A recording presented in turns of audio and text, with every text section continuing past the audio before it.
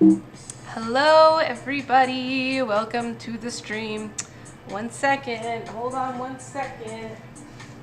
Camera. Alright. Happy Monday everybody, welcome to my tea table. My name is Elise and today we have for you another wonderful Dignified hospitality where we talk about how we can all bring more dignity to our food system. This is ranging all the way from the farm to the supply chain to the restaurants, including all the wonderful people that are involved in the hospitality industry, and of course to the consumer. We've been talking a lot about dignity for the workers lately, you know, with this big controversy around the lack of labor returning to restaurants as the country starts to reopen. There has been a lot about why workers haven't returned, and today we're going to talk a bit more about dignity for the consumer, although the issue we're talking about today is something that affects the entire industry, but that's sugar. We're going to talk about sugar today. Sugar is to be celebrated. In fact, that's why I'm hanging out with my friend here that just continuously sugars these chocolate muffins. It's great. I love it. Yeah, sugar is to be celebrated, and sugar, you know, there's a wide range of different sweeteners that are available for our use in hospitality, in our food systems. But not all are created equal, and not all are providing the same amount of dignity to our industry, and of course to our diets as well. Hi Marie, good to see you. Happy Monday. Much love, Marie. So if we're talking about the hospitality industry and our food systems, and we're talking about sugar, in our day and age, you cannot talk about these things without talking about high fructose corn syrup. So that's going to be most of today's conversation, is really understanding the history, the politics, the dynamics behind high fructose corn syrup as a sweetener or as a form of sugar, because high fructose corn syrup contains fructose, which is a sugar. You know, and we'll look a little bit into the science of that, but high fructose corn syrup is much more than just a sugar. It is a political machine and political tool that has had a big impact on our society. And, you know, this is almost a conversation that we could be having on Wednesdays during the Constitution Study Group, but I figured very appropriate to be talking about it today.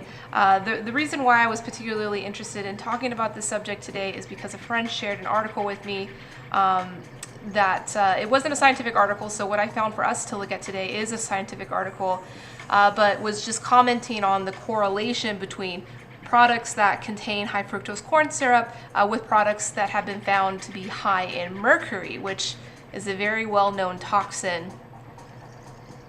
Oh yeah, Marie, for sure. Everything's got to be high fructose corn syrup free, for sure. So Marie in Albuquerque says that she's going towards a high fructose corn syrup free tea room. And so we will kind of touch on the challenges of having a high fructose corn syrup free environment, a free diet. It's a challenge, you know, because it is a favored form of sugar for the food industry. So, you know, I'll look a little bit into like the history and the dynamics of why big food or the food industry has chosen high fructose corn syrup as its preferred sweetener of choice versus good old sugar, and the various sources of sugar that we can find, such as honey, agave, or so many things. Syrups, tree syrups is a new really interesting source of sugar that can be used in the food system. So why isn't the industry using it more prevalently? We'll find that out today. So if you have any questions, feel free to ask them in the chat. I am very happy to answer them and get to some resolution. So before we get to that, I'm gonna make some tea. It is tea time. I'm gonna make some Korean green tea. Good friend Eric Glass, these are part of some samples that he had sent over. to try several different samples. It's been fun trying them all. Hope everybody had a great weekend. I did. Happy Mother's Day to everybody. I celebrated with my family. My brother, Michael, who you all know, he helps with the company here. He came to Vegas to surprise my mom for Mother's Day, so it was nice to hang out with him, catch up with him, and of course the rest of the family as well. Beautiful weather here in Vegas, not too hot. Not too hot. How's Albuquerque, Marie? Is everything staying pleasant there?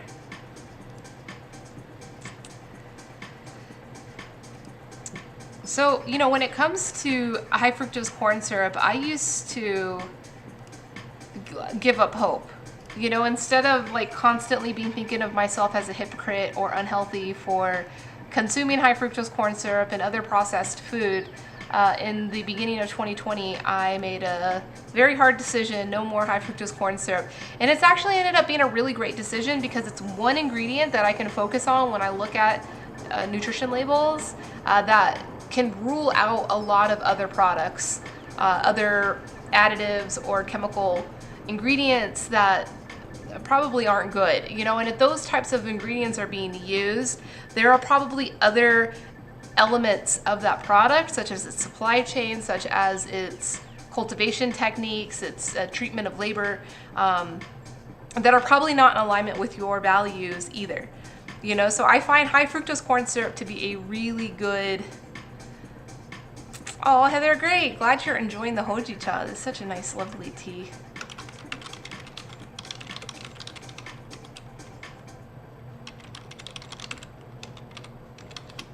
Let me just invite all my friends on Facebook. All right, my water's hot now. I'm ready to go. Just gonna heat everything to get going. You know, and if we're trying to provide a dignified industry to the workers of the hospitality industry and of the farmers, we also need to be thinking about the dignity of the consumers, of the people that we're serving, thinking about their health. You know, I've been exploring TikTok a lot lately. And I discovered a pretty cool like food science based TikTok, and I thought, oh, this is great. This woman that like debunks a bunch of myths around food science and talks, you know, the reality of things. But this is my feedback for any other blog or YouTube channel or any other kind of content creator around this subject. You know, and I used to be victim of this as well when I first graduated from the food science program. I believed everything that I learned because it's science, and I thought that, you know, even though a lot of these like food ingredients and food products that we're introducing into the market are new to the human diet, I figured that because it was based on science, it should be good. It's got to be good. And in my age and my experience traveling around the world and seeing different things, I've really come to realize that we really should be trusting the diets that we've known to be working for mankind for hundreds, if not thousands of years. And really be cautious about asking the questions of why the industry and the government has been so fast to support these rapid change in our diet. There's got to be something there. You know, it may not just be the health consequences of changing our diet to like a high fructose diet that we're not used to, but also like the political and economic consequences there are for the industry to support such a change, such a rapid change to happen. So here is, this looks like a black tea. This is actually not one of the green teas. This looks to be just like a black tea.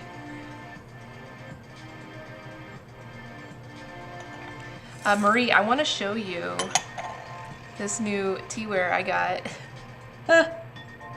I'm a big fan. I know it's like maybe, yeah, it's mirrored for you, so you may not be able to read it properly, but it says here's the motherfucking tea. Something else that I found from TikTok. So anyway, yeah, I found a TikTok creator that was talking about high fructose corn syrup, and everything that she said about the science behind high fructose corn syrup was correct. But what she neglected to talk about were the externalized economic and environmental costs, and not to talk about how the compound itself and the integration of that compound into our diet and how it's affected the economics of the food industry has seriously affected the healthiness of our diets. Obviously, we're dealing with obesity and other obesity related health conditions, including adverse resilience towards infections such as COVID-19. So I think it's pretty important. So I just let the water cool down just a little bit in the pitcher. I didn't want to use super boiling water because this tea is quite delicate. It's quite delicate. Yeah, my friends have a new business that they just opened here in Vegas where they have all of these unpainted, just plain ceramic figurines, plates. They have teacups now, small teacups, and they have all of the paints and the brushes and the tools, and you just sit around and have a painting party together to paint your ceramics, and then they will glaze them and fire them, and then you pick them up a few weeks later. It's really fun. Really fun. So this is meant to be like a business card holder, but I was like, oh, this is totally a tea display dish. Perfect for that. All right, I'm just gonna decant our tea, and then we'll jump right into this conversation about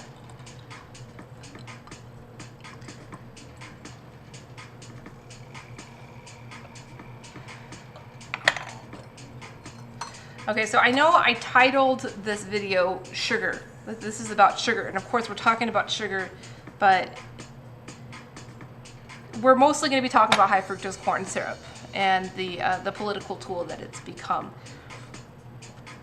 I know we think of sugar as in white granulated sugar, which is just the refined sugar from the cane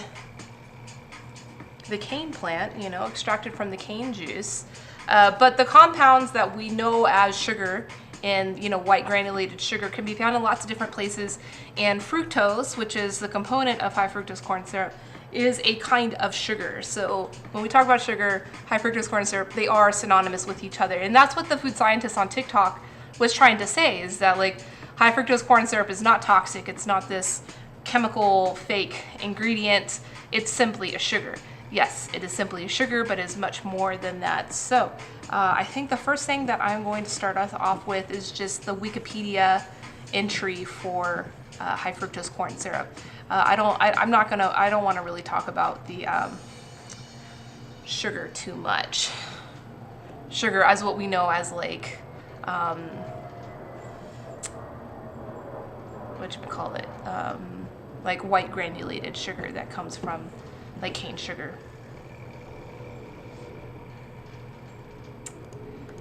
Let me just cut off the side of this.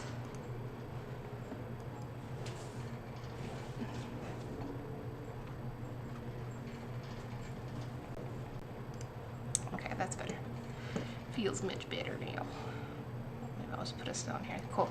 All right, so high fructose corn syrup, or as what's abbreviated is HFCS. This is the molecular structure of it. So glucose is what we typically think of as sugar, as granulated sugar.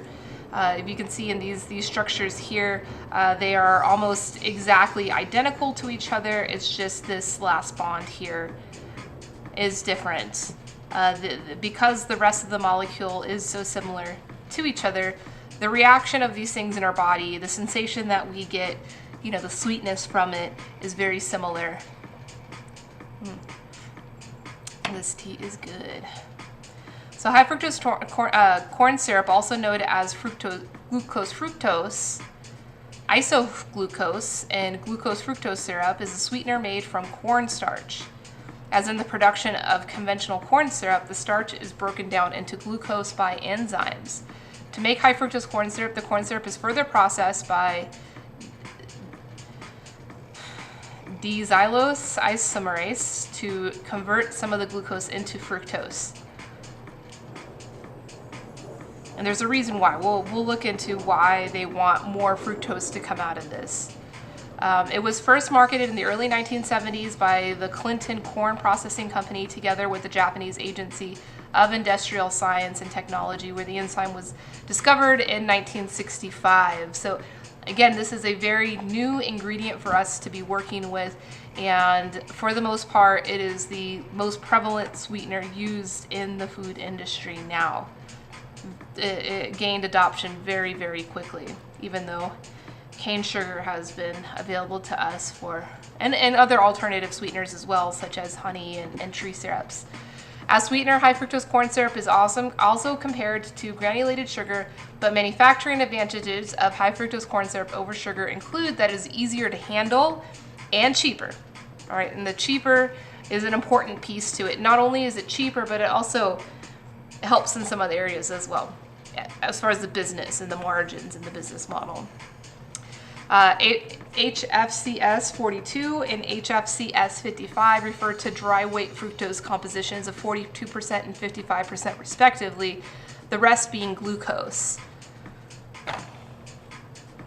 High fructose corn syrup 42 is mainly used for processed foods and breakfast cereals, whereas HFCS 55 is used mostly for production of soft drinks, right? So your Cokes, your sodas, they're having a higher ratio of fructose over glucose compared to the other sweeteners used in the rest of the food industry. So that's why, you know, the soda industry does get quite a bit more demonized in this issue than other industries. The FDA states that high fructose corn syrup is a safe ingredient for food and beverage manufacturing. So I think that's it. We have other articles to look at this stuff. So I did find this article, which I thought was kind of interesting. Let's check this one out about why the industry favors high fructose corn syrup over granulated sugar. I mean, the Wikipedia article barely talked about how it's cheaper and easier to handle in manufacturing, but there's got to be more to it. So let's check that out. High fructose corn syrup is considered one of the biggest villains of health-minded consumers. Nutrition-focused parents will go out of their way to buy products sans HFCS. So cane sugar has been around for thousands of years, but it only became de rigueur in Europe in the 18th and 19th centuries. The demand was so high that many equatorial countries were colonized to set up sugar plantations. So sugar in itself, cane sugar, you know I'm celebrating it, but that industry has not been excused from, you know, the political issues and the economic issues, similar to what we see in tea, even currently. Slave labor and indentured serfs were brought in, and sugar was sent back to factories in newly industrialized England for workers to mix into their tea during breaks. By the mid-20th century, political instability in many of the former colonies, along with unpredictable weather, led to high fluctuations in the price of cane sugar. This became problematic to the American food industry, which was undergoing major shifts in the 1950s and 60s. Women working in the workforce, TV, and a prosperity like never before led to a new culinary culture of fast food restaurants and TV dinners.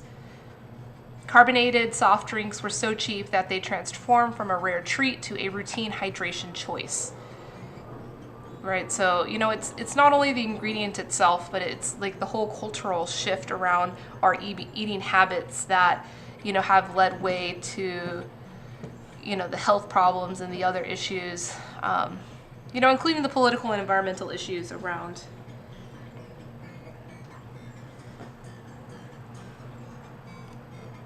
high fructose corn syrup and the corn industry.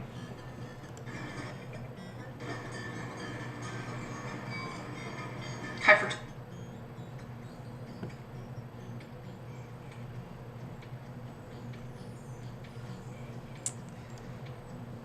Yeah, Sorry about my audio. My mic didn't turn on, so I'm using an alternative mic. I will be able to fix that on my next stream. Okay, so at the time of introduction, high fructose corn syrup was about half the price of cane sugar. Okay, never mind. I skipped a part. Corn crop surpluses led to the development of techniques of creating sweeteners from the cornstarch, and by the 1970s, high fructose corn syrup was available for mass use by the industry. At the time of its introduction, high fructose corn syrup was about half the price of cane sugar, but prices have fluctuated over the years and sometimes were even at parity. High fructose corn syrup today, in recent years, it usually has been 20% cheaper than cane sugar. So it is cheaper, and it goes farther as well, as far as like offering a heightened sweetness. Hey Dawn, good to see you. Happy Monday. Welcome to the stream. Thanks for stopping by. We're talking about sugar today. Actually, and that reminds me, I've got to turn this one off. Yeah, we're talking about sugar today. I like talking about sugar. I am a big fan of sugar. Not so much of this high fructose corn syrup that we're talking about today, but yeah, let's continue to learn more. From a production perspective, high fructose corn syrup saves time. As a liquid, it can be pumped out of containers on trucks straight into a manufacturing facility's holding tanks. Sugar needs to be packed on pallets, then offloaded from the truck with a forklift, then each of the 50-pound sacks unloaded from the pallets to be used in food preparation. Oh, so you have honey. Yeah, but honey has sugar in it. You just don't eat the processed, granulated sugar. That's great. Yeah, I think honey and tree syrups. Tree syrups are really great too. I think that's another area that we're going to start to see some really cool advancements for the food industry and finding more sustainable sweeteners. If the end product is a liquid such as soda, an extra step of dissolving the sugar in water is required. Heated water dissolves the sugar much faster, but that requires more energy input. Bottom line, high fructose corn syrup saves money. So the benefits of it, so here's like the scientific benefits. And I remember when I learned about high fructose corn syrup in my undergraduate program, in my food science program, I do remember like the benefits being hyped up by my professors, and perhaps hyped up even more than acknowledging the risks, and the health consequences with using it as a food ingredient. So the first is browning. The fructose in high fructose corn syrup improves the browning results of baked goods when compared to table sugar. Yeah, I like sugar too, Jonelle. So this is actually a celebration of sugar. But it's also really important for us to understand, the different types of sugars and, what kind of sugars are good for us and which ones we should be mindful for. So yeah, from a technical standpoint, like if you're trying to like achieve like a nice golden, crust on the outside of your bread, that's why sometimes you're like, why does this whole wheat bread have high fructose corn syrup in it? A lot of times it's for like cosmetic reasons, because that food ingredient as a source of sugar in the bread, because it's higher in fructose, is going to positively affect the aesthetic of the final product over using, a much more expensive ingredient too. It's always important to keep that in mind, that the reason why a food company is going to prefer high fructose corn syrup over sugar is because of the economics of it. So moisture is another thing. High fructose corn syrup binds with water molecules and can retain the moisture of a chewy granola bar, for example. So this is affecting the textural, composition of a food ingredient. Not necessarily affecting the sweetness. It's for, the formula. Shelf life. Because water molecules bind with high fructose corn syrup, they're not available for mold to develop on. So it's a preservative. So far all this makes high fructose corn syrup seem like an amazing miracle ingredient. And the final thing is that fructose does not crystallize. So when sugar is used to bake cookies, it will crystallize and form a snappy texture. High fructose corn syrup eliminates that. So why wouldn't we use high fructose corn syrup? I'm sure that like If used in moderation and if used wisely, high fructose corn syrup as a food ingredient for these purposes, strictly for these four purposes, from like an aesthetic point of view, would be fine. But high fructose corn syrup has turned into a much bigger animal than this. The next thing I want to look at is some of the, chewy cookies are great. You know, so if high fructose corn syrup was being used as an ingredient strictly to help with the formula of it, that in of itself would not be bad. But, you know, especially when it comes to sodas. Sodas are really bad. But, you know what, I find, like, since I've cut out high fructose corn syrup from my diet, the reason why I'm really happy is it's like kind of a coverall of a lot of other ingredients or other like unmindful, low quality processing techniques by food manufacturers that I can be on the lookout for to avoid, you know, and high fructose corn syrup just kind of covers all of it. But let's look at the specifically the health claims that people are making, and this is actually coming from like the FDA website. This is coming from, or this was published in the U.S. National Library of Medicine, and I got this link through the FDA. So like this is kind of government supported, government sponsored research around high fructose corn syrup, and the title of the article is "Fructose Toxicity: Is the Science Ready for Public Health Actions?" So we will be visiting another article, science-based, peer-reviewed article on the toxic nature of high fructose corn syrup.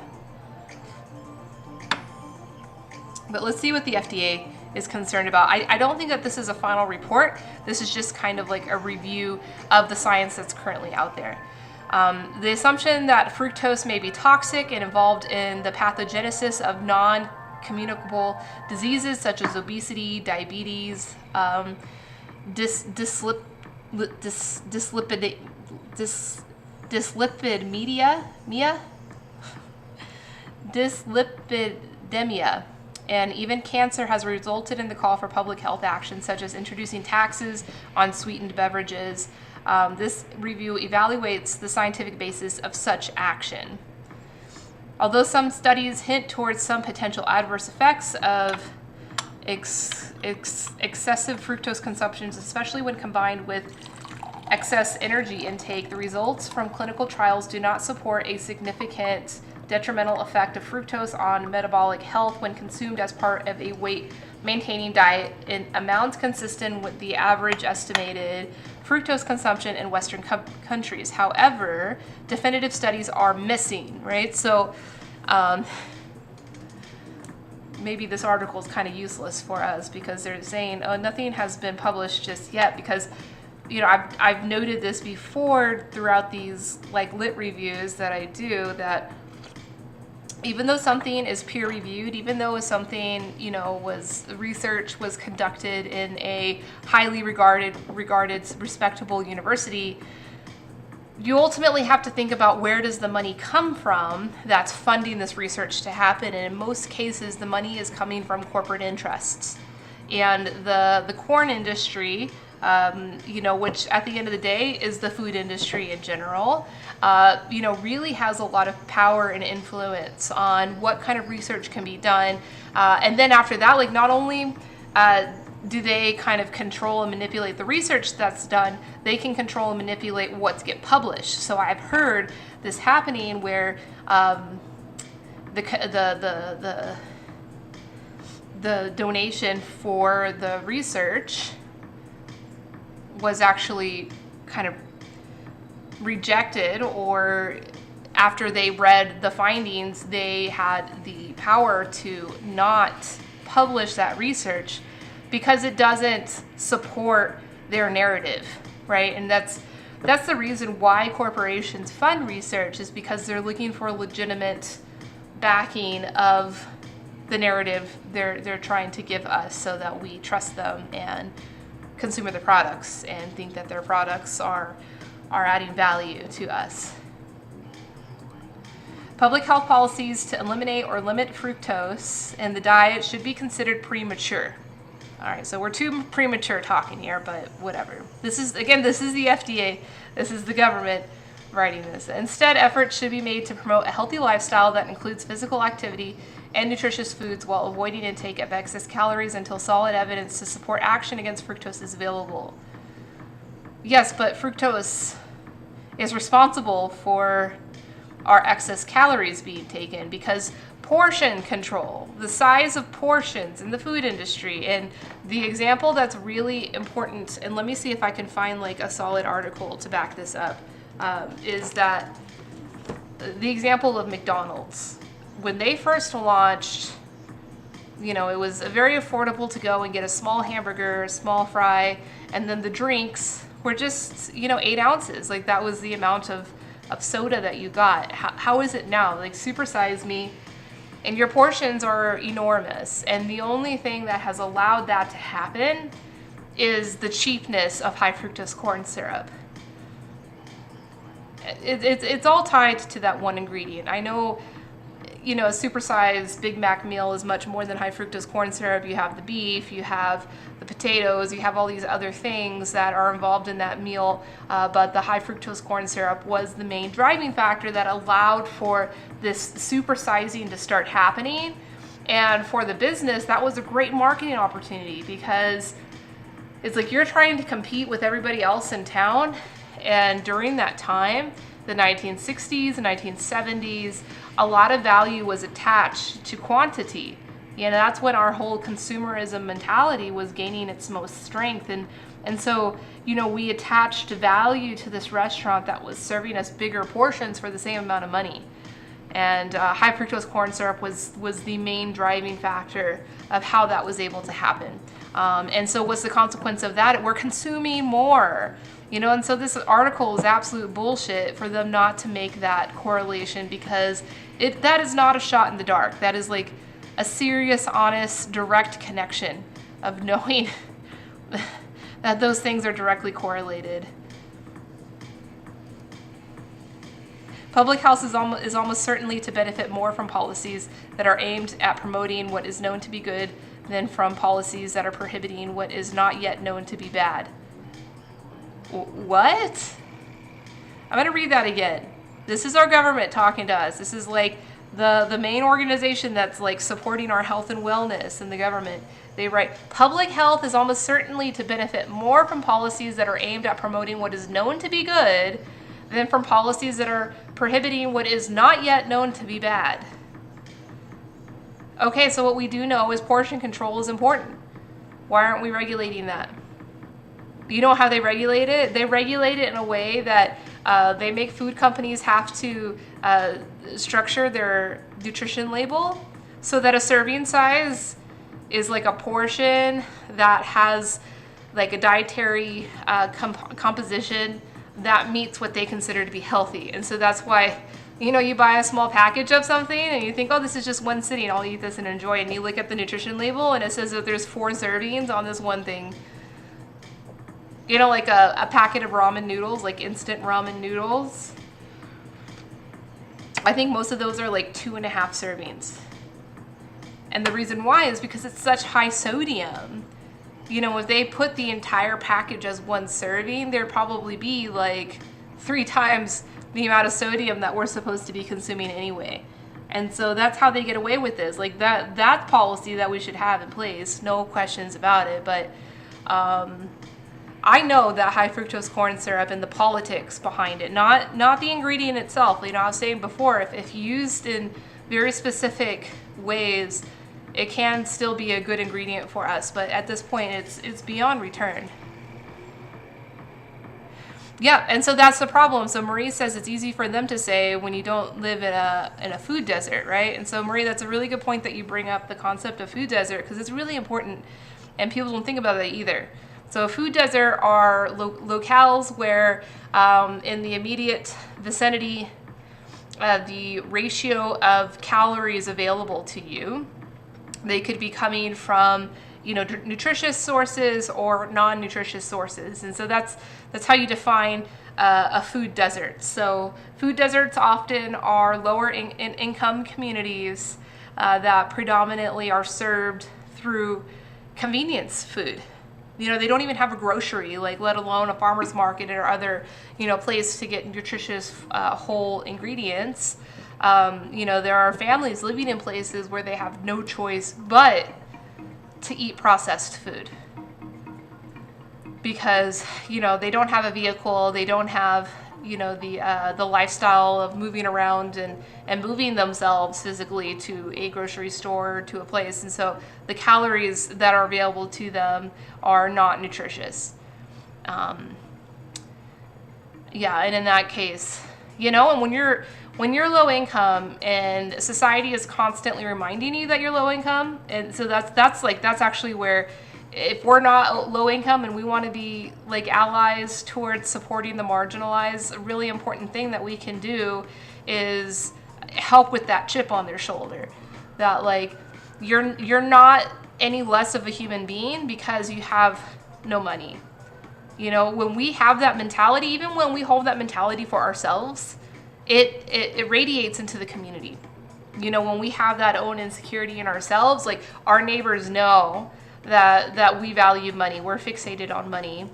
And, you know, people that are already in marginalized situations that don't have money are already feeling that complex.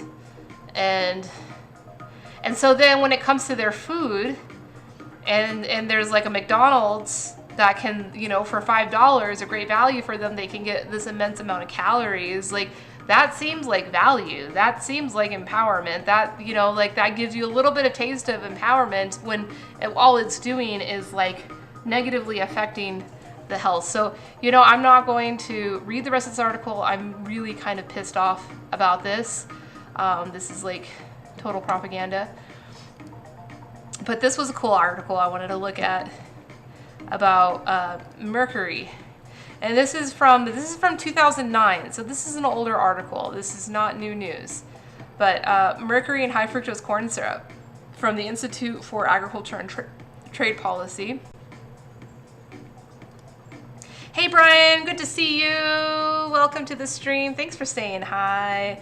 We're talking about sugar today, specifically high fructose corn syrup. Because, you know, we're talking about how to bring more dignity to the food system, which also includes the consumer. So, you know, let's stop poisoning. Let's stop poisoning our people. So, like right now, I'm specifically looking at the prevalence of mercury in high fructose corn syrup. And so this was actually this morning, my friend sent me an article that had shown a correlation between products that tested high in mercury also contain high fructose corn syrup. So another reason to use high fructose corn syrup as a filter for your diet. It's just a coverall for so many other junks. So mercury is a toxic heavy metal. The American Academy of Pediatrics says mercury also is a ubiquitous environmental toxin that causes a wide range of adverse health effects on humans. 3 forms of mercury, elemental, inorganic, and organic, exist, and each has its own profile of toxicity. In other words, any form of mercury is toxic, and the safest exposure to mercury is none at all. Who is at greatest risk for exposure? Okay, so let's see. In what foods or beverages did you find mercury? So in the fall of 2008, we looked for total mercury in 55 brand name food and beverage products where high fructose corn syrup was the leading or second highest ingredient. An independent laboratory found total mercury above the limit of detection in about 1 in 3 products, including dairy products, soft drinks, salad dressings, barbecue sauces, flavored syrups, and jams. In other words, we found total mercury across a range of foods and beverages in which high fructose corn syrup is routinely used.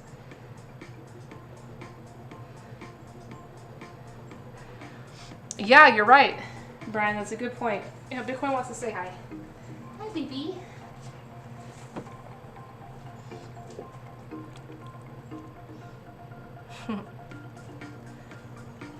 Bitcoin doesn't mind high fructose corn syrup. He'll take all of it. He doesn't mind.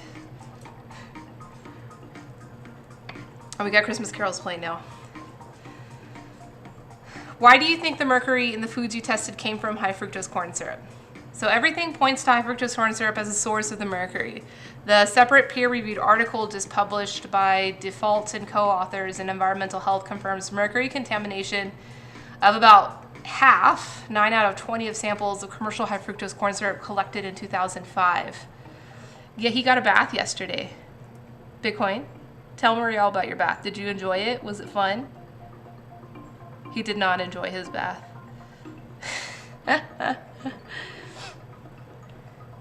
High fructose corn syrup was the top or second highest ingredient in all 55 products we had tested. It is possible, but considerably less plausible, that the mercury contamination came from elsewhere.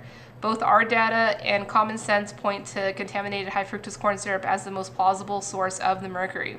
We encourage comprehensive testing by the FDA to provide the data necessary to test this notion. It is too bad such testing was not begun in 2005 when the FDA first became aware of this concern. If the mercury is entering these food products from sources other than high fructose corn syrup, that is equally important to understand. How would mercury have gotten into the high fructose corn syrup? Huge chlorine plants using mercury cells produce mercury-grade caustic soda, hydrochloric acid, and other chemicals. So yeah, high fructose corn syrup is highly processed. It's not just the fructose. Like these damn food scientists on TikTok trying to say it's simply a sugar molecule are not explaining this whole part. Like, how is it extracted? Chemicals.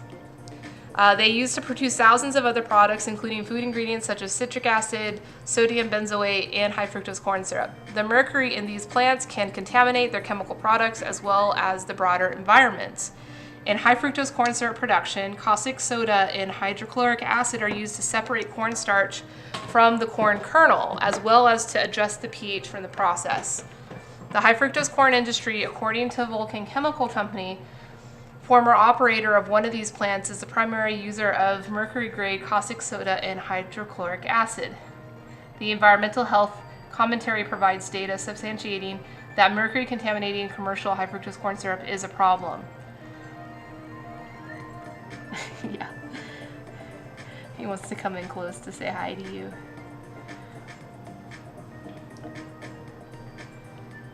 How up to date are these data? The corn refining industry claims that data from the 2 recent studies is outdated from 2005. If 100% of U.S. corn refiners have recently switched from mercury-grade chemicals to using chemicals from cleaner technologies for making their high fructose corn syrup, we urge the industry to inform the public exactly when that transition was made and how it can be publicly verified. But if they're not doing one thing, they're going to be doing the next thing. So are the amounts of mercury found in high fructose corn syrup worrisome? Sure they are. Any amount of mercury found in high fructose corn syrup is worrisome, especially if it came from the ingredients used to make high fructose corn syrup. Americans get 10% of their calories from high fructose corn syrup on average. Damn, 10% of the total calories, jeez. In addition, that mercury exposure is avoidable. High fructose corn syrup can be made using caustic soda and hydrochloric acid from the majority of plants not using mercury technology. These alternative technologies are not only cleaner, but more efficient.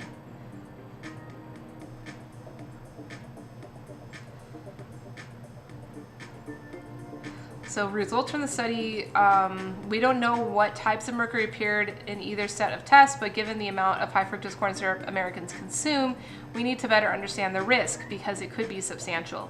This seems a little more responsible rather than venturing a guess at the actual amount of risk.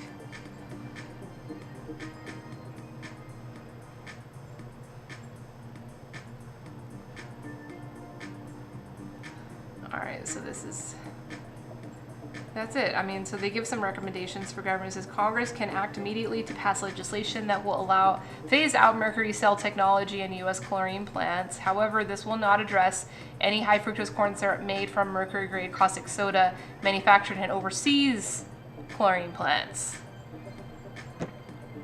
Corn refiners can immediately act to produce high fructose corn syrup using ingredients that did not come from mercury cell plants. So, yeah.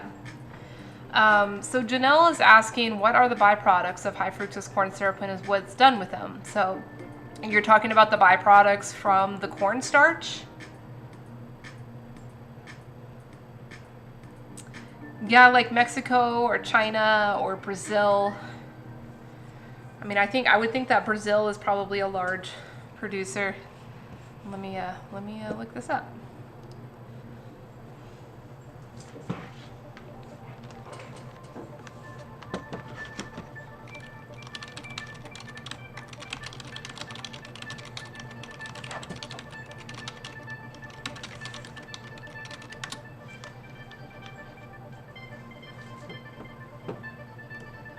Let's see this.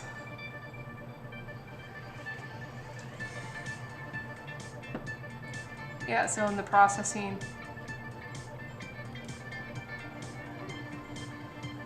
So North America,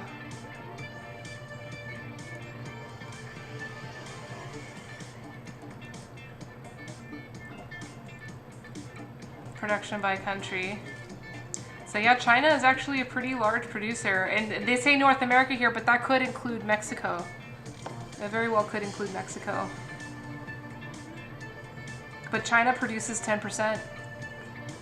And, you know, China doesn't keep any kind of regulations like this. So, you know, I don't know if they've been changing their, using the chart, I don't know if they've been changing their processes. Actually, Japan makes 6%. Dang. I didn't realize Japan was producing so much high fructose corn syrup. Yeah, so the byproduct, let me look that up. I had never thought about that, of the cornstarch. I would assume,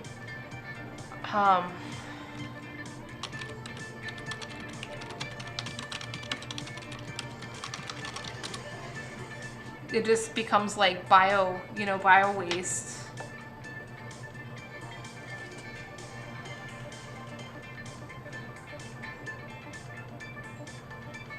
Oh, so this was the article I had already looked up. So we were going to look at this article, and this says it has the process in it. So let me try to skip to production. So it goes, this is really deep food science here. It goes from cornstarch, and then it's treated with amylose and amylopectin. And it has, it's then heated to create the alpha amylase, or that's probably an enzyme added, the alpha amylase. And that gives you the dextrins and the maltodextrins, which you would then need to break down because those are complex carbohydrates. So then you add heat chemicals of glucomylase, aka amyl glucosidase.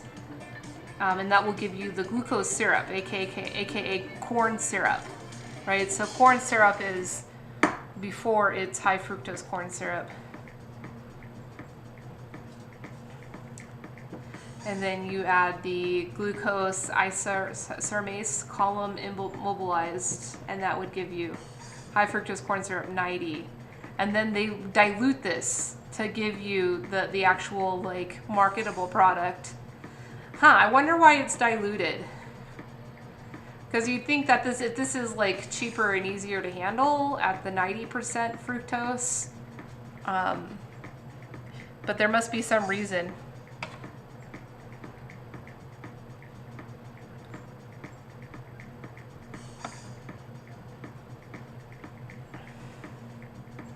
Yeah, chemistry is fun. I mean, this kind of stuff, when I was learning it in school, like, it's not fresh. I have not studied this stuff in like 15 years, so it's not fresh for me. But I always found it fun. I mean, this stuff was so much fun.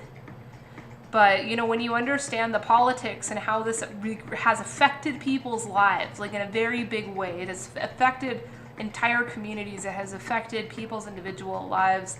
You know, people that like I love and am very close with, I've seen high fructose corn syrup affect, you know, their life in a negative way.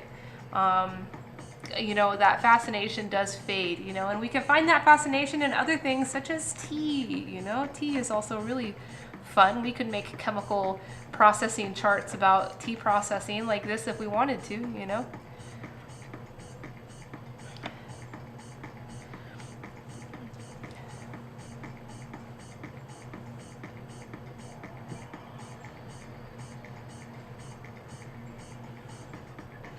Yeah, but no, because HFCS 90 is not a commercial product.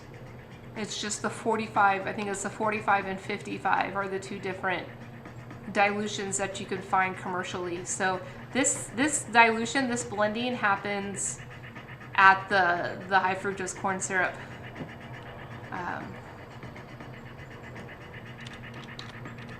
But I'm pretty sure that there's not really any byproducts from cornstarch, because cornstarch itself is just a bunch of complex carbohydrates.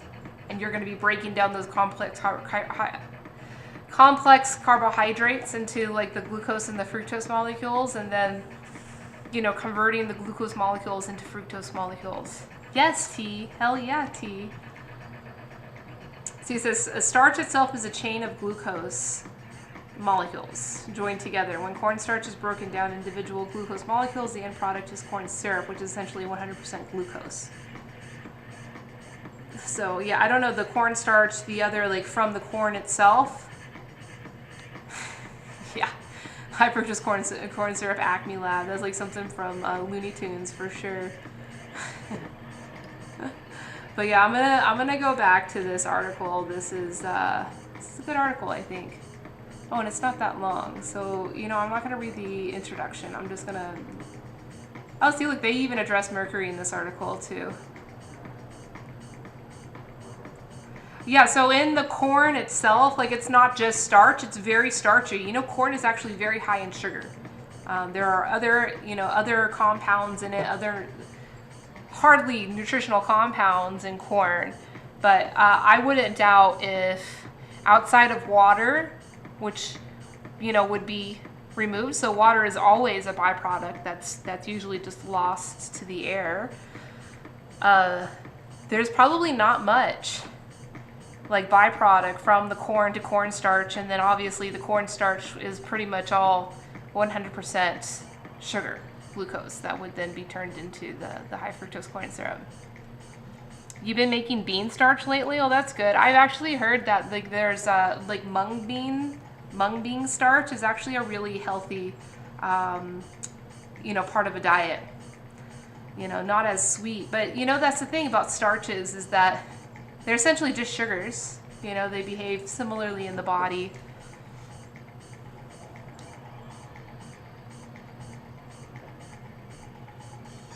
Yep, the mercury. Yeah, because the actual the processing is to process the cornstarch. So, if you're worried about the mercury contamination, like what we were just talking about, the cornstarch is going to be just as much at risk than the high fructose corn syrup. Because they're essentially the same product, just a little more chemically processed, the high fructose corn syrup.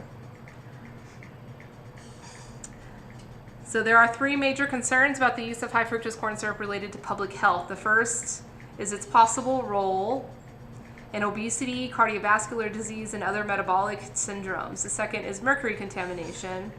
And the third is toxicity to honeybees with possible contribution to colony collapse disorder of honeybees.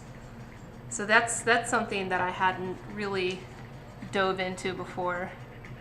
So let's check that one. I mean, it's kind of obvious about the obesity thing. Like,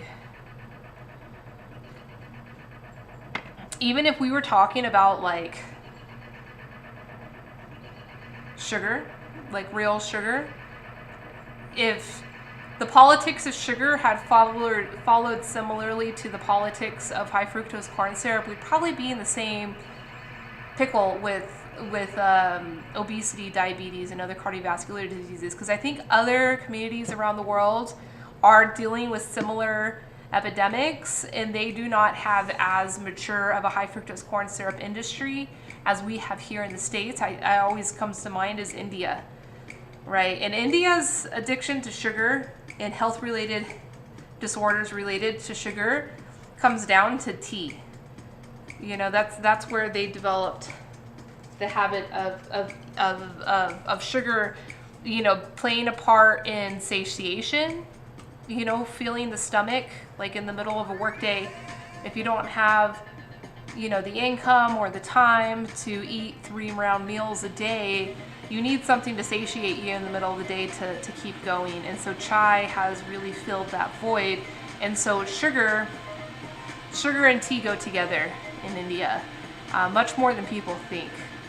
You know, people say, oh, the tea is the energy from the caffeine. It's like, well, it's a lot of it has the sugar to do with the sugar too. And so kind of a dependency on sugar has been developed, and you know, so you know, similar health problems are coming out of that as well.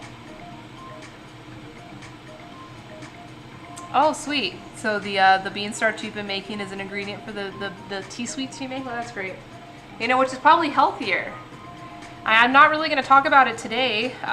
You know, perhaps I'll talk about it in another stream, maybe on like a Friday night stream, about like the glycemic index of different sweeteners. And so that's when you can start talking about like prioritizing which forms of sugar are best for us.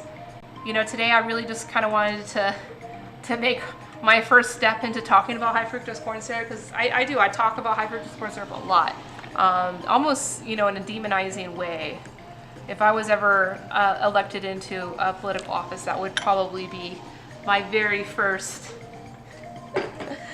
action, would be to criminalize high fructose corn syrup, because I think so many things touch on that. Like, we could address so many different problems if we were to address just that one. So Jonelle says, this seems off subject, but tea processing seems to be one of the only food products that does not have processing byproducts. I guess so. I guess so.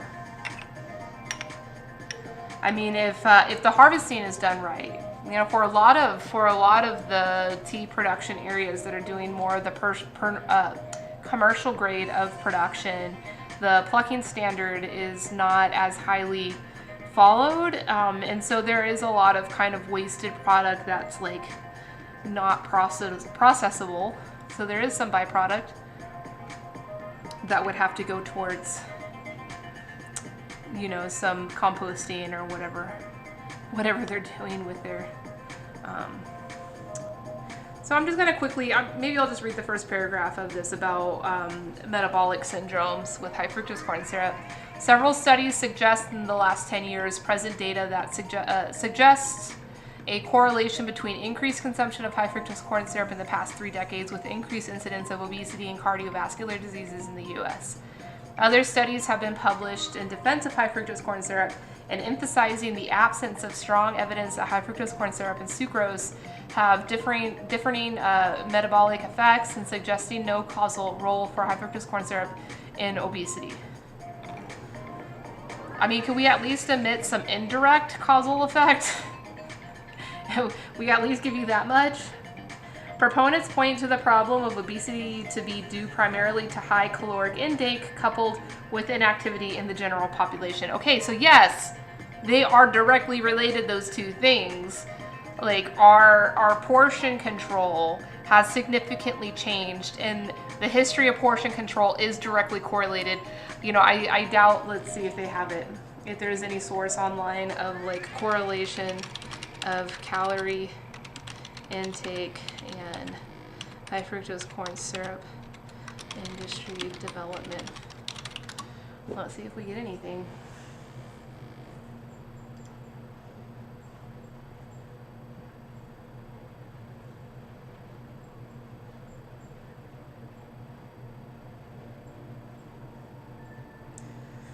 Brian says, hard thing in restaurant culture, high fructose corn syrup is seldom looked at. Most restaurants are using a beginning product base even for their scratch recipes. It's true. You know, and where that kind of sucks, like for me, when I eat at a restaurant, the main place where high fructose corn syrup is an issue, like, is soft drinks, right? So that's one place, like, unless they're investing in higher quality sodas or other soft drinks, it's hard to enjoy that at a restaurant. And then the other one is fucking ketchup. You know? Ketchup, like, there's like very few brands of ketchup that don't use high fructose corn syrup for understandable reasons, as we saw in the last article about the ease of its use in the food industry. You know, you can't go to a restaurant and not have high fructose corn syrup if you like ketchup, you know? And I heard somebody talking shit about restaurants that make their own ketchup. And I'm like, no. Like a restaurant that's putting that effort in, like I will go out of my way to eat at that restaurant because yeah, I do. I enjoy ketchup with my French fries.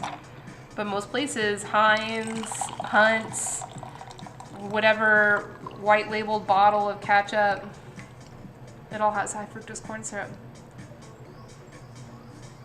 But yeah, breads too. That's what I was saying. Like, why the heck is this like whole wheat bread having high fructose corn syrup? And the other articles, Brian, I wanted to show you this. You weren't here earlier, but here are the 4 main reasons. I thought this was helpful. These are the 4 main reasons why food companies will use high fructose corn syrup outside of it being cheap and kind of an easy trick sweetener to make your products more sweet. But the browning, it's like the fructose browns better than other sugars. So that's why it's used in breads. It's like, yeah, this is not sweet, but it's because of that. And then that moisture, shelf life, and crystallization. French fries usually do not have high fructose corn syrup, so like thank goodness. They do have high amounts of sodium. And I think on another one of these, like I'm gonna do a whole series on like dignified ingredients. So this is the first one on sugar, dignified sugars, that's what we're talking about. I guess we're talking about undignified sugar today, but I wanna talk about sodium, salts. So today I'm talking about sugars because another ingredient that's been kind of irrationally demonized is MSG, which, there's reason to talk about it. Like, it in it of itself is probably a fine ingredient. It's a sodium salt, just like fructose is a sugar. But the politics of what it's done to our food system is really what we should be evaluating. That it is causing health problems for us. That food scientist that I saw on TikTok, she was trying to say that people demonize MSG strictly because of racism. And there's something to be said there. I look forward to jumping into that, but like, no, it's much more about the sodium, the manipulation of our diet, which affects our cardiovascular health. All right, so I'm kind of done talking about this part, and we talked about the mercury already, so let's talk about the honeybees. This is interesting. I haven't really looked much into this. The discovery of the attraction of bees to high fructose corn syrup was accidental when workers at a high fructose corn syrup plant noticed that honeybees clustered and feed on high fructose corn syrup spills during loading of the product into shipping containers. I mean, yeah, have you ever spilled a Coke on the ground? The bees come for it, so they're liking it just like sugar. Since then, high fructose corn syrup has become a sucrose alternative for honeybees. It is used by commercial beekeepers as food for honeybees to promote brood production in the spring for commercial pollination. It is also used to feed honeybees when sources of pollen and nectar are scarce. Hydroxymethylfurfural is formed at high temperatures from dehydration of fructose. HMF is honey is an indication of its aging. Codex Alimentarius Commission prohibits the sale of honey meant for human consumption, which with AMF levels greater than 40 parts per million. LeBlanc et al. In 2009 found that at temperatures above 45 degrees C, high fructose corn syrup begins to form HMF, a byproduct that is very toxic to bees. In addition, levulinin and formic acids, which are byproducts of HMF, are also toxic to bees. Toxicity is seen as a dysentery-like symptoms in bees. Could the feeding of high fructose corn syrup to honeybees be a contributory factor in the colony collapse disorder of honeybees? Seems like it. Yeah, seems like it. The carbohydrate composition of high fructose corn syrup and honey are more similar than that of honey and sucrose solution. The history of CCD began in 1971 with observations of a dramatic but steady reduction in the number of wild honeybees in the U.S. and a somewhat gradual decline in the number of colonies maintained by beekeepers. CCD is a little understood phenomenon in which worker bees from a western honeybee colony abruptly disappear. CCD was originally found in western honeybee colonies in North America in late 2006. The exact causes of CCD are unknown, but factors suspected to be involved include poor nutrition, immunodeficiency or immunosuppression, overuse or misuse of pesticides, diseases caused by pathogens, mites, or fungi, and poor beekeeping practices. Characteristics of collapsed colony include the complete absence of adult bees with very little dead bees present, presence of still-capped brood cells indicating the bee colony collapse, leaving developing bee larvae behind, and the queen is either gone or dead, and minimal efforts to defend the hive against predators or competitors such as wax moths. The history of CCD goes back to the 1970s, but in terms of severity of CCD, the incidence has been highest since 2006, with a report of loss of 50 to 90% of colonies by beekeepers around the U.S.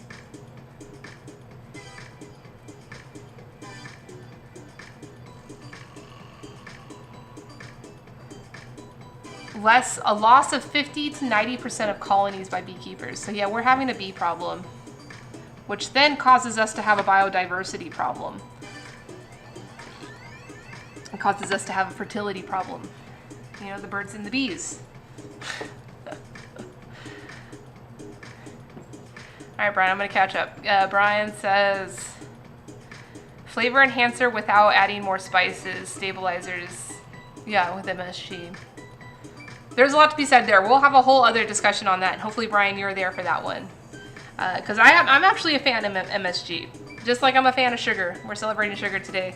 But I think it's really important to understand its place in our diet. And to ask more questions and not just trust the food company selling us their food. But Brian says it's a really shitty thing. Almost universally, Mexican restaurants use flavored honey corn syrup for sopapillas, then some maple syrup. So yeah, so that's another ingredient. When you go to most restaurants, even breakfast restaurants, you want to go to Greasy Spoon and like support that local small business, and you order your pancakes and you get fake maple syrup. It's just like flavored corn syrup. It's flavored corn syrup. Yeah. So if I'm going to a breakfast spot and I know I'm going to crave waffles or pancakes, I'll usually carry my own maple syrup with me. Most of the time, restaurants don't care. They're not offended that you don't want their...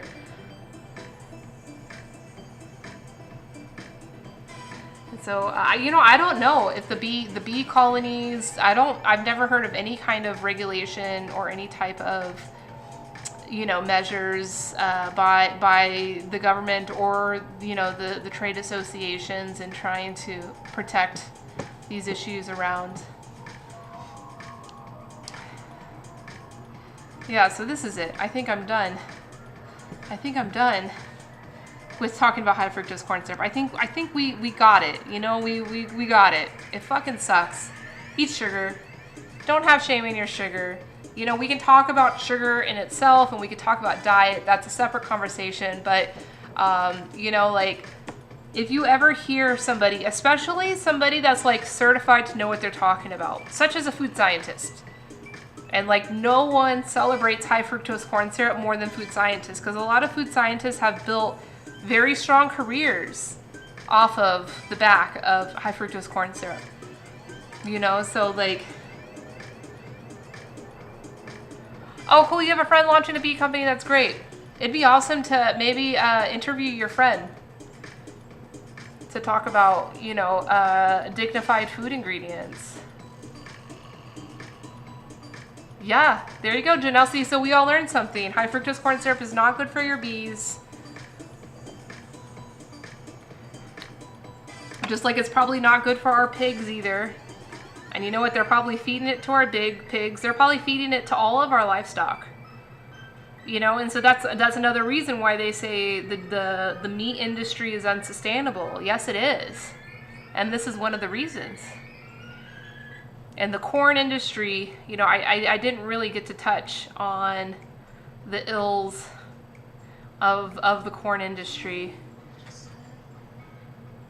because the demand of corn is so high And there's so much like government support of this industry because it kind of gives us like, it's one of those things that gives our country a sense of false abundance.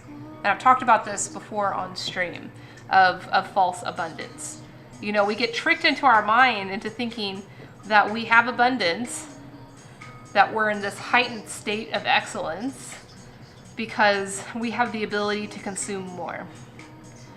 And it's like, no, it's actually taking us farther away from abundance, which should be this like sustainable source that's continuously, you know, like rebuilding upon itself.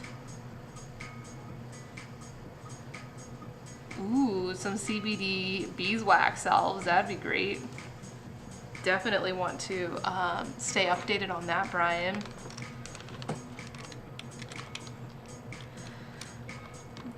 But, I mean, my only recommendation I can give in today's talk is just eat sugar. I mean, look, this lady behind me just keeps piling on the sugar, and I'm completely okay with it. I'm completely okay with it. Just eat your sugar, and yes, like, be concerned of your caloric intake. Like, that's more of an energetics thing than it is a dieting thing. You know, how much energy are you going to be exerting throughout your day versus how much you need to get in to support that energy.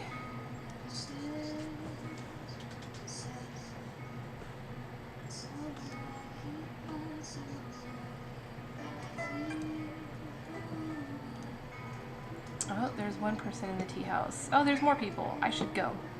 Yeah, I'm going to go hang out in the Topia tea house. We can definitely bring up the subject of sugar again. We'll talk about it again. I do want to talk about, you know, and I think that that's going to have to do a little bit more with like the Constitution Study Group, like the politics and the government subsidization of the corn industry, which directly plays into high fructose corn syrup, which affects our diet and so many other things about, you know, our ideas around consumerism. But yeah, today I just wanted to talk about sugars, you know, and how, yes, high fructose corn syrup is simply a sugar, but there's much more to it than that. And I'm very grateful for this platform and to have such an awesome conversation with you all about it. Yeah, let's stay sweet. It's important. It's enjoyable. I mean, for me, sweetness is certainly a source of joy in my life. And I don't think that we should take that back. We should embrace it, but we also should be conscious of it. Yeah, exactly, Brian. It's very true. You know, a lot of restaurants, they have so much on their table, not to mention a labor shortage and an issue, you know, with dealing with their labor. It's hard for them to keep track of these things, but, you know, with the help from the consumer, and that's where the consumer plays. You know, if the consumer is educated about them, then the consumer can ask those questions and hold the restaurant or the server or the chef accountable for those types of things. When they don't know and they don't ask questions and they don't care, these, you know, these problems will just continue to perpetuate. So, yeah, everybody deserves dignity.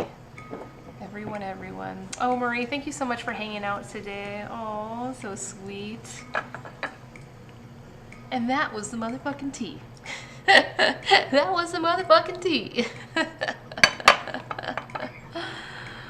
All right, I'm gonna go see who we should raid today. And then I'm gonna go hang out in Topia, and I will give you all the link to the Topia room. If you're on a laptop and you want to come hang out, we can continue to talk about sugar. I'm sure people in Topia would be happy to talk about sugar. You are welcome to join us. I will stop streaming because I do not stream from the Topia tea room on Mondays. Thursdays is another thing, so. No, seriously, it did not go.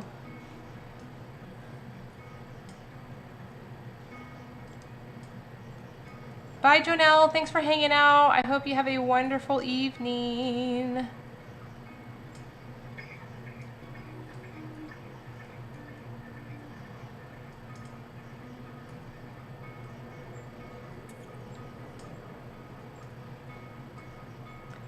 right, let's go hang out with this very sweet gentleman. He plays music. He is from Brazil. Yeah, you're right. Everybody gets better educated by asking questions.